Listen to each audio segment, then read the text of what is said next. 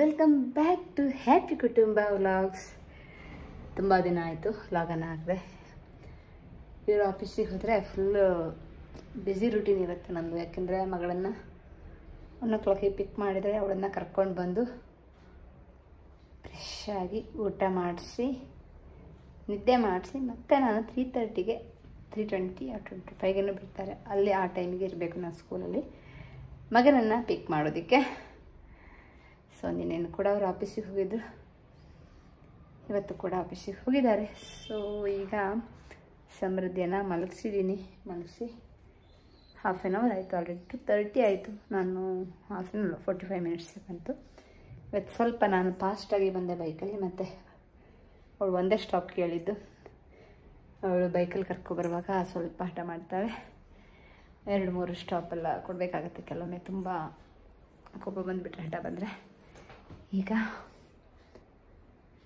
2:50ಗೆ ಅವಳನ್ನು ಎಳಿಸಿದರೆ 1 hour ಆಗುತ್ತೆ. ಅವಳು ನಿದ್ದೆ ಮಾಡಿಗಿದ್ರು. ಆದರೂ ಅವಳು ಅಳ್ತಾಳೆ, ಯಾಕೆಂದರೆ ಫುಲ್ ಆಟ ಆಡಿ ಸುಸ್ತಾಗಿರ್ತಾಳೆ. ಸ್ಕೂಲಲ್ಲಿ ಬೆಳಿಗ್ಗೆ ಕೂಡ ಅವಳು 6:30 to 6:45 ಒಳಗೆ ಎದ್ದು ಬಿಡ್ತಾಳೆ. ಅವಳಾಗೆ ಎದ್ದೇಳ್ತಾಳೆ. ಅದೊಂದು ನಮಗೆ ಒಂದು ಒಳ್ಳೆಯದು. ಹಾಗಾಗಿ ರಾತ್ರಿ ನಿದ್ದೆ ಮಾಡೋಕ್ಕೆ ಕೂಡ 10 o'clock ನಂತರನೇ ಮಾಡ್ತಾಳೆ. ಹಾಗಾಗಿ ಈಗ ಇಲ್ಲಿ ಹಿಟ್ಟು ಕಲಸಿ ದುಡಿದಿತ್ತು ಪೂರಿಗೆ, ಅದನ್ನು ತೆಗೆದಿಟ್ಕೊಂಡಿದ್ದೀನಿ. ಅದನ್ನು ಸ್ಕೂಲಿಂದ ಬರುವಾಗ ಸಮರ್ಥನೆ ಕೂಡ ಫುಲ್ ಹಸುವಾಗಿರುತ್ತೆ. ಯಾಕೆ 12:30ಗೆ ಊಟ ಮಾಡ್ತಾನೆ. ಆದರೆ ಅವ್ನು ಕರೆಕ್ಟಾಗಿ ಸ್ಕೂಲಲ್ಲಿ ಊಟ ಮಾಡಲ್ಲ. ಅವನಿಗೆ ಯಾಕೋ ಅಷ್ಟು ಇಷ್ಟ ಆಗಲ್ಲ ಅನಿಸುತ್ತೆ ಬಾಕ್ಸಿಗೆ ತಗೊಂಡೋದ್ರೆ. ಹಾಗಾಗಿ ಈಗ ಪುರಿ ಮತ್ತು ಮಾವಿನ ಹಣ್ಣು ಕಟ್ ಮಾಡಿರೋದಿದೆ. ಮಲ್ಲಿಕಾ ಮಾವಿನ ಹಣ್ಣು ತಂದಿರೋದ್ರಿಂದ ಅದರದ್ದು ಪಾಯಸ ಮಾಡಿದರೆ ಅವನಿಗೆ ಇಷ್ಟ ಆಗುತ್ತೆ. ಒಂದು ಸ್ವಲ್ಪ ತಿಂತಾನೆ, ಇಲ್ಲ ಓಡಿಬಿಡ್ತಾನೆ. ಓಡಿದರೆ ಅಷ್ಟೇ. ಇವತ್ತು ಫ್ರೈಡೇ ಆಗಿರೋದ್ರಿಂದ ಅವನನ್ನು ಹಿಡಿಯೋಕ್ಕಾಗಲ್ಲ. ಸೊ ಅಂದರೆ ಹೊಟ್ಟೆ ಫುಲ್ ಮಾಡ್ಕೊಂಡು ಹೋದರೆ ನಮಗೂ ಕೂಡ ಒಂದು ನೆಮ್ಮದಿ ಇರುತ್ತೆ.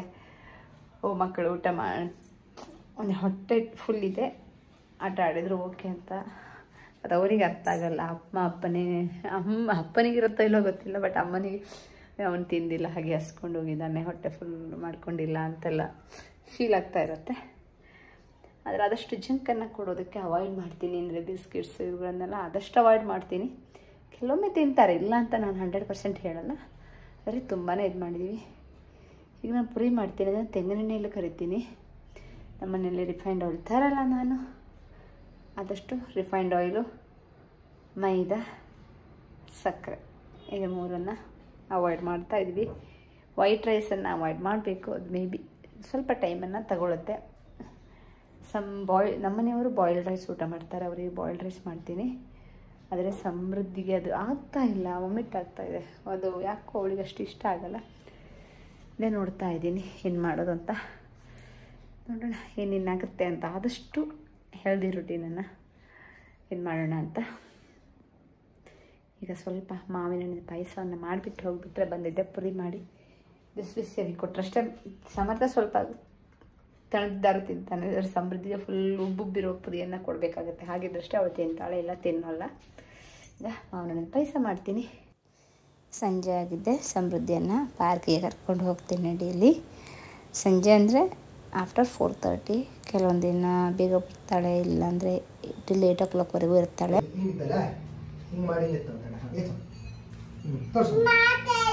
This is called natural. This is called natural. This is called natural. ತೋರ್ಸು ನಮಗೆ. ಇದು ತೆಗಿ ತೋರ್ಸು. ತೆಗಿದ್ನ. ಜೈ ಜೈ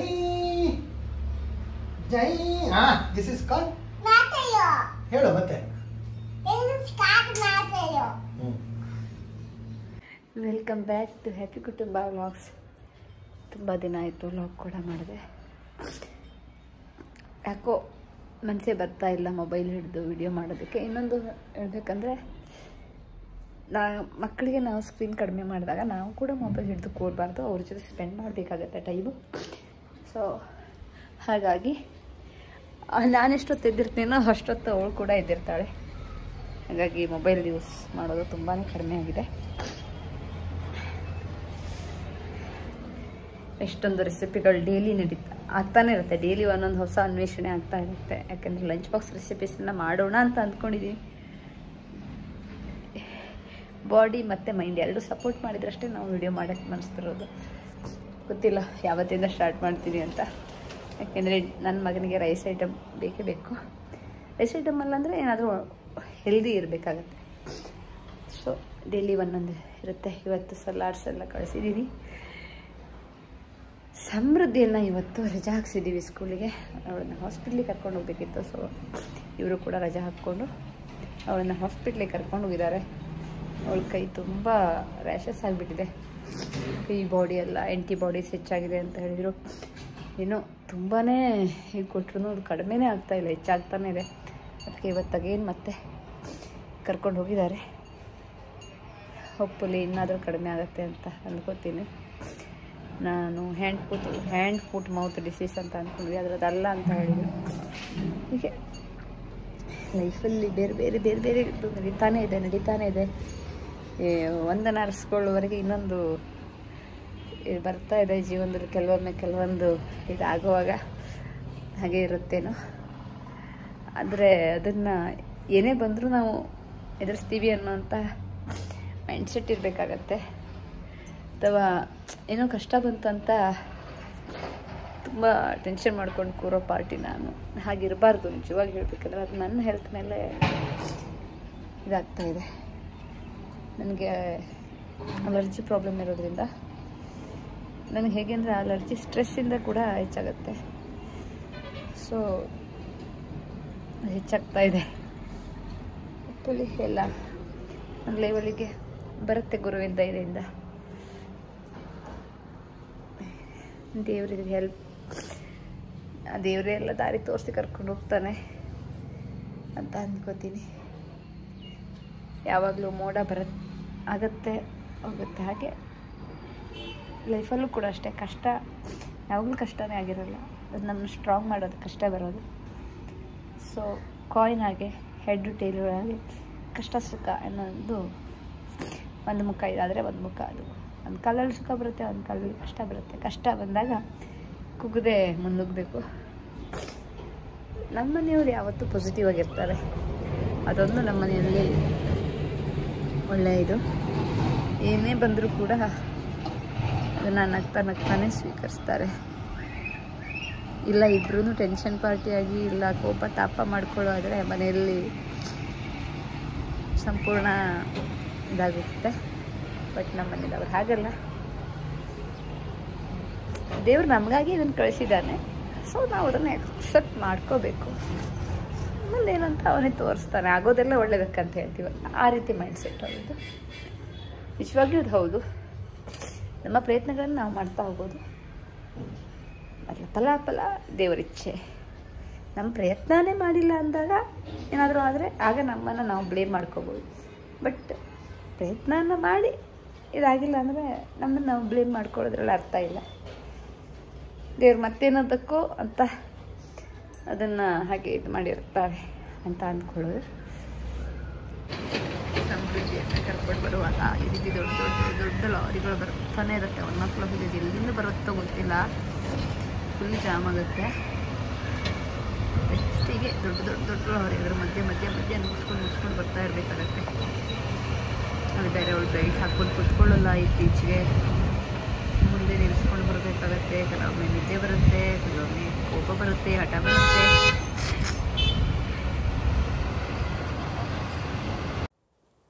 ಸಮೃದ್ಧಿಗೆ ಡ್ಯಾನ್ಸ್ ಅಂದರೆ ತುಂಬಾ ಇಷ್ಟ.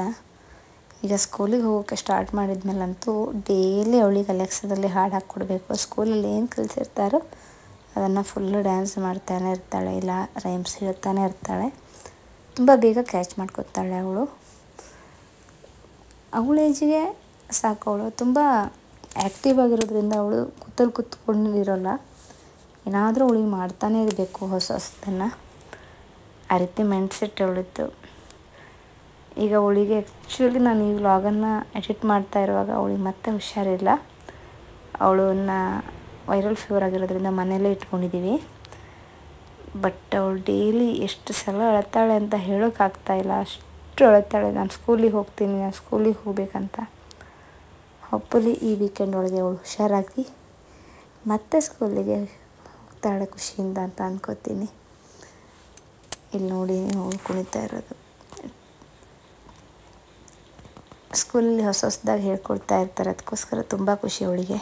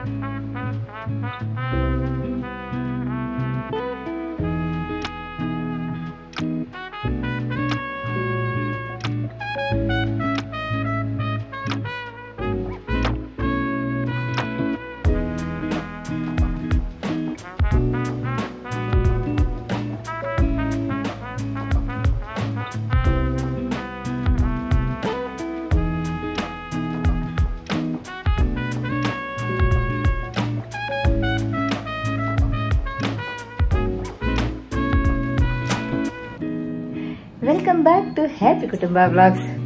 ಇವತ್ತು ಸ್ಯಾಟರ್ಡೆ ಸಂಜೆ 6:30 ಆಗ್ತಾ ಇದೆ. ಸಮರ್ಥ ಅಲ್ಲೇ ಕಡೆ ಸ್ಕೇಟಿಂಗ್ ಪ್ರಾಕ್ಟೀಸ್ಗೆ ಹೋಗಿದ್ದಾರೆ. ಸಮೃದ್ಧಿನ ಕರ್ಕೊಂಡು ಸಮರ್ಥನಿಗೆ ಈ ಮಂತ್ ಎಂಡ್ ಅನಿಸುತ್ತೆ ಔಟ್ಸೈಡ್ ಒಂದು ಸ್ಕೇಟಿಂಗ್ ಕಾಂಪಿಟೇಷನ್ಗೆ ಕಳಿಸ್ತಾ ಇದ್ದಾರೆ ಸ್ಕೂಲಲ್ಲಿ. ಹಾಗಾಗಿ ಸ್ವಲ್ಪ ಪ್ರಾಕ್ಟೀಸ್ ಮಾಡ್ತೀನಿ ಅಂತ ಹೋಗಿದ್ದಾನೆ. ಇಲ್ಲಿ ಅಪಾರ್ಟ್ಮೆಂಟ್ ಇದರಲ್ಲಿ ಪ್ರಾಕ್ಟೀಸ್ ಮಾಡ್ತಾನೆ, ಬಟ್ ಅಲ್ಲಲ್ಲಿ ಹಂಪ್ ಇರುತ್ತೆ, ಅದಕ್ಕೋಸ್ಕರ ಅವ್ರು ಹೊರಗಡೆ ಕರ್ಕೊಂಡು ಹೋಗಿದ್ದಾರೆ.